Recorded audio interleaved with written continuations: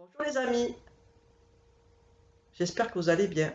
Aujourd'hui, je vais vous parler des bienfaits de l'argile et de ses pouvoirs incroyables.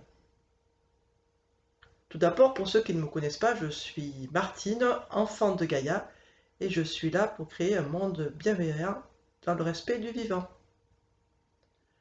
Donc l'argile, les Égyptiens s'en servaient déjà pour désinfecter leurs blessures. Les Romains l'utilisaient en enveloppement et pour assainir l'eau. Hippocrate, le père de la médecine, préconisait déjà des bains d'argile pour purifier le corps et l'esprit. Donc ce n'est pas un remède de grand-mère comme on peut le penser. Même l'industrie pharmaceutique s'en sert dans différents médicaments, et notamment dans le fameux Smecta, qui est, eh oui, à base d'argile. L'argile n'est pas de la terre, attention, elle est le résultat de la décomposition des roches de la montagne. Elle est donc chargée de minéraux. Il y a plusieurs sortes d'argile. On s'en sert et elle est constituée de silice, d'alumine plus ou moins élevé, avec des minéraux comme le fer, le magnésium, le calcium, le cuivre, le sodium et le potassium. Minéraux qui se retrouvent dans notre corps, les amis. Ces minéraux sont à l'origine de propriétés reminéralisantes et régénératrices de l'argile. Il y a 4 variétés d'argile. L'argile verte, quelquefois qui est rouge ou jaune, mais en règle générale elle est plutôt verte, c'est l'élite. Il y a la montmorillonite, généralement verte, peut être aussi blanche ou jaune. Il y a la kaolinite, la plus douce des argiles, qui est plutôt de couleur blanche. Elle contient peu de minéraux, elle est surtout utilisée pour les peaux sensibles, irritées ou réactives. Et aussi il y a le rassoul, l'argile volcanique de l'Atlas du Maroc. Elle est dégraisante et fixe les impuretés et les excès de sébum. L'argile n'a pas de date de péremption. Elle reste stable dans le temps et même à la chaleur. Donc on peut même la transporter dans un sac et même s'il fait très très chaud, elle reste stable, elle a toujours les mêmes propriétés. Elle peut être utilisée en externe, c'est souvent ce qu'on sait le plus, donc pour faire des cataplasmes, des masques, mais il est aussi possible de l'utiliser en interne, c'est-à-dire en la buvant, avec de l'eau, bien entendu. L'argile a 7 pouvoirs thérapeutiques. Elle est absorbante, comme une éponge, c'est-à-dire qu'elle retient l'eau et toutes les molécules indésirables. Quand on l'applique sur la peau, par exemple, elle résorbe les abcès et les inflammations. Exemple comme les tendinites, les abcès dentaires. En voie interne, elle permet de drainer le système digestif. Elle est donc bénéfique pour les problèmes intestinaux, notamment les flatulences, les diarrhées, la constipation. En deuxièmement, elle neutralise les virus et les bactéries, propriété adsorbante. Donc elle attire et fixe les germes pathogènes, les toxiques et les poisons. Elle peut assainir des eaux polluées et les rendre potables en inhibant les bactéries, les virus et les toxines. L'argile est reminéralisante et rééquilibre notre corps acido-basique. Elle permet donc de lutter contre la fatigue, notamment. Elle neutralise efficacement les bactéries et en réduit fortement la présence. Donc elle est utilisée dans les infections pulmonaires, notamment intestinales, pour les gastro-entérites et l'oxyure, c'est-à-dire le petit ver intestinaux, les vers blancs intestinaux. On utilise souvent pour épurer des médicaments, mais on peut utiliser l'argile. C'est un antiseptique naturel, elle arrête les saignements. Donc elle a des fonctions de régénération. Quand on traite une plaie à l'argile, les tissus abîmés se cicatrisent plus rapidement. Elle est aussi décontractante. Elle est efficace dans les douleurs musculaires et articulaires. On peut prendre un bain d'argile après le sport pour éviter les courbatures.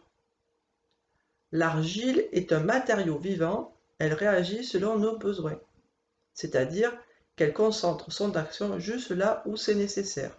Elle va directement agir là où il faut. Il y a quelques précautions d'emploi. Il faut toujours respecter un minimum de 3 heures entre la prise de l'argile et un médicament. Parce que forcément, comme elle prend toutes les choses nocives, pour elle, l'argile, un médicament peut être un toxique. Donc elle va absorber son pouvoir. Donc attention, notamment à la prise de pilules contraceptives. Parce que votre médicament risque d'être inactif en prenant l'argile trop près de la prise de médicaments. Pas de cure d'argile, donc en interne, si on a des occlusions intestinales. Et pour préparer l'argile, on n'utilise jamais de métal. Toujours du plastique ou du bois. Moi-même, donc, j'utilise de l'argile pour des douleurs articulaires ou musculaires. Donc, je prends de l'argile membre-ionite concassée. Je vous mettrai tout ça, toutes les informations selon les argiles que j'utilise dans la description de cette vidéo. Donc je mets en fait, je prépare une pâte à base d'argile momorionite concassée. Je mets donc dans un petit saladier ou un gros bol en verre, je mets des cailloux concassés, je recouvre d'eau à fleur, donc plutôt de l'eau de source ou de l'eau distillée, parce que l'eau du robinet est notamment pleine de javel. Je dépose un linge dessus et j'attends en fait que les cailloux absorbent mon eau. Et ensuite, je mets ça sur la douleur, là où il y a la douleur. Donc je fais un cataplasme. Donc il doit être un petit peu plus grand que la douleur, que la zone douloureuse, de 2-3 cm. Et je prends un papier essuie-tout que je double. Je mets donc mon cataplasme d'argile. Je tale bien l'argile dessus avec une cuillère en bois. Et après, je dépose mon argile sur la peau directement, sur la zone douloureuse, donc souvent ça arrive que c'est plutôt mon épaule, et je m'étiens avec un bandage ou avec un tissu. Ce qui est bien, c'est un torchon. Plier un torchon et comme ça, vous pouvez l'utiliser. Un bandage, si vous avez, c'est bien aussi. J'attends pendant 1 heure ou 2, et ensuite j'enlève le cataplasme en faisant couler de l'eau pour détacher l'argile et rincer la peau. Le cataplasme apporte un soulagement et ça permet de désenflammer là où il y a une inflammation et qui est douloureuse. On peut l'utiliser aussi lorsqu'on a de l'acné, qu'on a des petits boutons d'acné. À partir d'un tube d'argile, pareil, je vous mettrai les informations dans la description de la vidéo. Donc on l'utilise, on met sur on met un petit peu d'argile toute prête sur le petit bouton et on laisse sécher pour toute la nuit. Et le lendemain, on nettoie la peau et notamment le bouton du coup a presque disparu puisque du coup c'est une inflammation. L'acné c'est pareil, c'est une inflammation de la peau. On peut l'utiliser en interne. Donc moi à partir du mois du printemps, à partir du mois de mars, fin mars, je fais une cure d'argile en interne. Donc j'utilise de l'argile surfine, donc du coup de l'argile très très fine. Je mets une cuillère, attention pas avec une cuillère en métal mais en plastique, une cuillère d'argile que je mets dans un verre et je recouvre d'eau. Et je laisse agir toute la nuit et le lendemain, à jeun au lever, je bois mon eau argileuse. Donc ça permet en fait de nettoyer tout son corps, de nettoyer et booster l'immunité et aussi ça défatigue. Ça fait un nettoyant. Donc attention, ne pas remuer. Je ne remue pas l'eau, je la bois directement. Donc si on n'a pas l'habitude, on boit que l'eau. Si on a l'habitude, on peut boire aussi même l'argile qui est au fond du verre. Au fond du verre. Donc je fais ça jusqu'à la rentrée au mois de septembre. Et je fais ça pendant un mois. Après je m'arrête une semaine et je reprends un mois et j'arrête une semaine, etc. Jusqu'à jusqu'au mauvais temps en fait, jusqu'au mois de septembre. On peut faire aussi des bonbons à l'argile. Donc on fait une petite préparation avec pareil, on met de l'eau, on met de l'argile, on met de l'eau, et après on fait des petites boules de- des petites boules qu'on laisse sécher. Et après on peut l'utiliser en fait on peut prendre ces petits bonbons d'argile pour les aftes, pour les gingivites, pour les problèmes en fait aussi dentaires. Donc si on veut qu'il y ait que ce soit un peu plus fun, on peut faire une eau à base de menthe par exemple, faire une infusion de menthe par exemple, et l'utiliser pour faire ces petits bonbons d'argile. Voilà les amis, j'espère que... Ah oui, pour les enfants, pardon. Une dernière petite chose, pour les otites, puisque les enfants sont souvent sujets aux otites l'hiver, on fait un cataplasme, pareil d'argile, concassé, et on le met derrière l'oreille. Derrière, en fait, le pavillon d'oreille. On fait un emplâtre, on laisse derrière l'oreille, et ça va venir absorber, en fait, l'inflammation de l'oreille interne.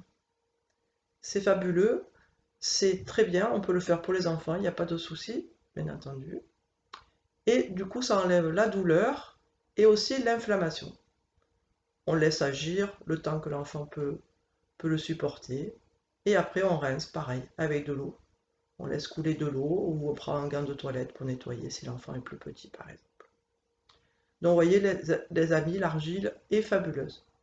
Il y a une grande spécialiste française qui s'appelle Jade Allègre, qui a fait des études et notamment sa thèse sur l'argile. Vous pouvez retrouver sa thèse sur Internet. Elle est en libre droit, en fichier PDF. Elle vous explique tout ça. Elle a utilisé surtout l'argile aussi. Elle a étudié l'argile au niveau des pays africains et du Mexique. Voilà. J'espère que ce topo vous aura intéressé, les amis. Et je vous souhaite une très belle journée, une très belle après-midi ou une très belle soirée. Si vous avez des questions, posez vos questions en dessous la vidéo ou en commentaire. Je serai heureuse de vous répondre. A très bientôt, soit enfant de Gaïa. Au revoir.